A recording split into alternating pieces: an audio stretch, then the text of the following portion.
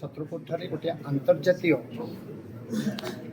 Conference आयोजन करा जायछि। निश्चित भाव में यह एक असंभव परिकल्पना थिला प्रारंभिक पर्यायर आम पाई, किंतु आमे यहाको आज संभव रे परिणत करि परिछु। एही कार्यक्रम रे आमको उभय भारत एवं भारत बाहर विभिन्न नामी दामी अनुष्ठान विभिन्न प्रतिभा माने आम सहित जोग देइछन्ति। आईआईटी इंदौर रु आछन्ति, आईआईटी ग्वालियर, एनआईटी, वीआईटी एवं विशेषकर मलेशिया, जापान, यूएस विभिन्न स्थान उभय व्यक्तिगत भाव में उपस्थित अच्छी एवं आभासी कार्यक्रम आम सहित जोग देवाई चेष्टा करुँच।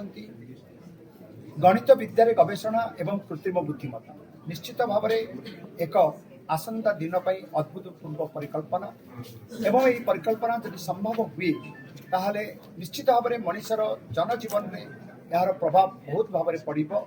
जमी आमर वक्ता माने कहले जे प्रत्येक मनुष्यर प्रत्येक दिन जनजीवन में एआई बा कृत्रिम बुद्धिमत्ता एक प्रमुख स्थान ग्रहण कर। तेणु आज जो आयोजन करिछु आमे एठी गोटे कॉन्फ्रेंस, ए कॉन्फ्रेंस निश्चित भाव में आसंता काली दिग्दर्शन दब एवं सरकारी विज्ञान महाविद्यालय तार इतिहास रे प्रथम थर पे गोटे अंतर्जातिक कॉन्फ्रेंस आयोजन करिछि।